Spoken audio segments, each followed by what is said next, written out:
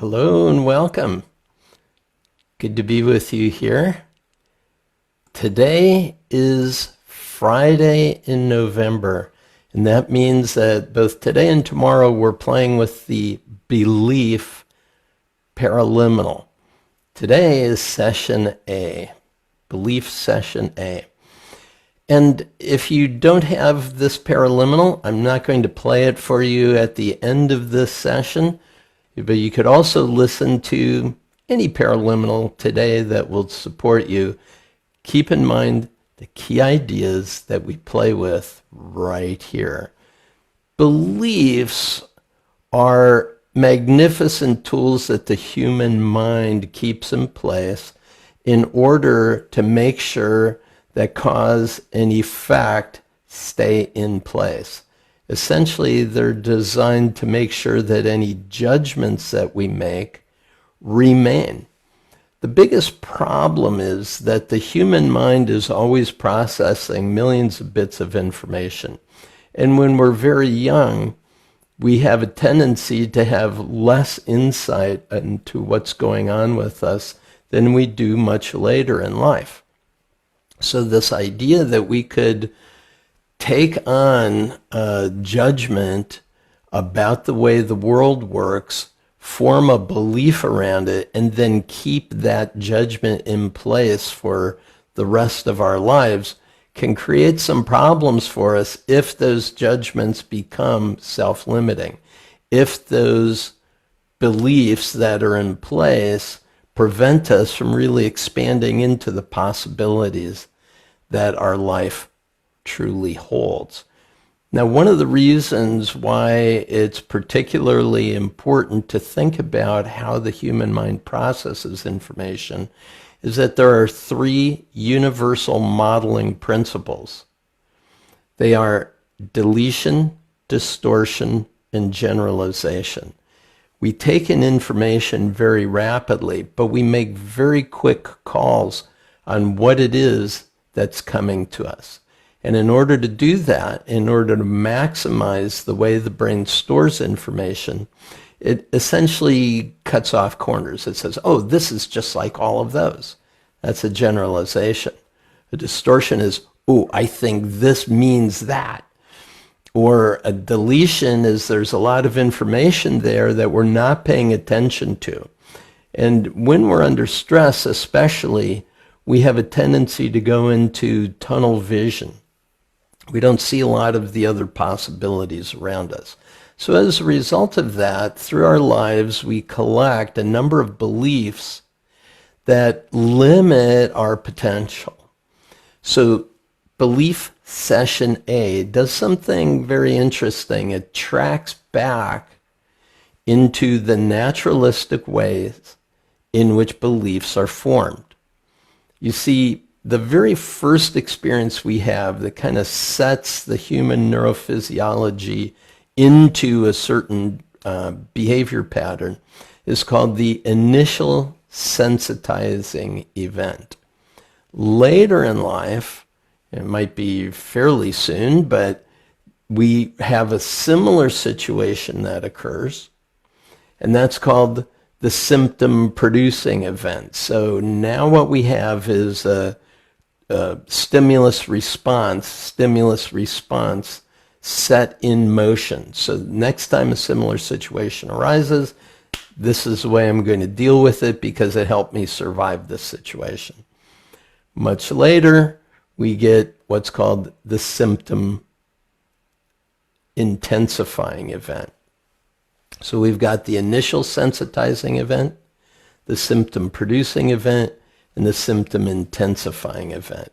Now, if we have a dysfunctional belief, that symptom intensifying event shows up as something that really isn't supporting us and getting us where we want to go. Hopefully that makes sense. We've got these essentially three significant events that occur. The mind deletes, distorts, and generalizes, sets into place a belief that may or may not be supportive of where we're trying to get to later on in our lives. And so what we're going to do with belief A is we're going to allow our non-conscious mind to float back in time to that very early memory, the most recent memory of the symptom intensifying event. Then when we're there, we're going to say, what if I responded differently in this situation? How might I like it to go? What would I like to have had happen here that would be more functional, more beneficial to me in my life and where I'm going in my goals?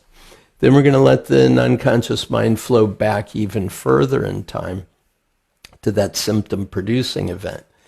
Same thing, we're going to say, if I could have had this situation run differently, how would I have chosen it to go so that I could form a different set of conclusions around this event in my life? And then we'll go back to the very earliest event that your mind can bring up, and that's the symptom, or that's the initial sensitizing event. And honestly, it may be when you're quite young, just an infant, that some situation happened, and now with your adult perspective, if you could that event and say, given the circumstance that's unfolding here, if I knew then what I know now, how would I choose to have responded? And what might that do for me as a result?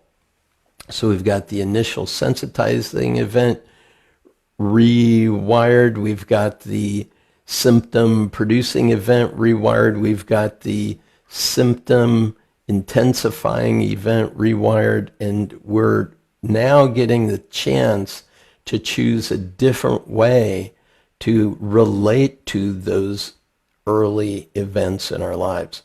Now, one of the questions that often comes up with people listening to this is, well, what if I don't know exactly what the situation was that put this in place? Don't worry about it.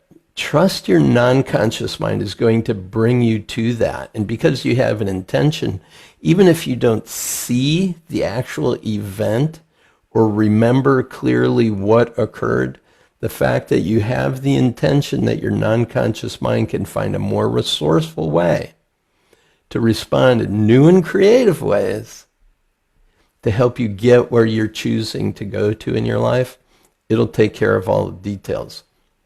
Having worked for many years as a clinical hypnotherapist and understanding these kinds of events that occur and working with people's non-conscious mind to have those changes occur, it's really something quite miraculous. So I trust your non-conscious mind in the same way that you can trust it to bring you to those situations and circumstances. Now, in the last decade, I've spent quite a bit of time working in a field of study called eidetic psychotherapy. There is a Dr. Akhtar Asen that introduced me to his field of work. Asen has passed away, but his work remains, and I wrote about it in my third book called Drop into Genius. And in that book, in chapter 1, I talk about the idea of how a single image can actually shift our life quite profoundly. It can transform our lives.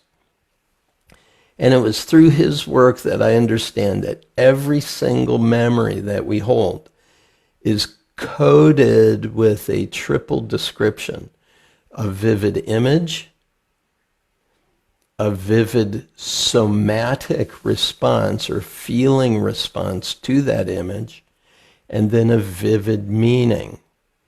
Now, when something happens to us, especially very young, when we're very young in life, that shakes us up, we don't have a way of assigning meaning to it very well. We might see the event, we might feel the event, but we don't really know how to make sense of it. And so as a result, we end up putting meaning in the wrong position. And it is those misinterpretations and mistaken judgments that we have about the world that creates our meaning making of the world. And in my doctoral research in transformational change, it is a shift in our meaning making that is at the essence of all self-transformation. In other words, think about it this way. When we look out at the world, we're looking through a lens of the mental model that we hold. That's all of our judgments, all of our beliefs, all of our generalizations, distortions, and deletions of the world. It creates a lens, and there's some problems with that lens, but it's the best we have. So when something happens to us, we think, oh, this event has hold of me. But it doesn't. It's that event that I'm holding on to that's affecting the way my life goes. So when we can take that lens and look at the lens we've been looking through, we can look at our beliefs that we have been looking through. We realize, oh, these are beliefs I hold. These are the big assumptions that I hold about the world. Now I can change those. Because once you can look at what you've been seeing through, now you can begin that process of shifting the beliefs that you hold, and as a result, your responses to the world shift. So very tiny little quantum changes, tiny changes in our mental model can lead to absolutely spectacular, gigantic changes in the results that we create in our lives. So session A, which we're playing with today, Paraliminal called Belief, session A, deals with those past events. Tomorrow, as we play with session B, we'll say how we can now install positive and self-enhancing beliefs as needed. Enjoy this day. Realize that you're now taking hold of that lens that you've been looking through. Shift your mental model in direction of the open mind, open heart, open will, and tremendous connection to the vast resources within you. Enjoy it. We'll see you again real soon. Bye for now.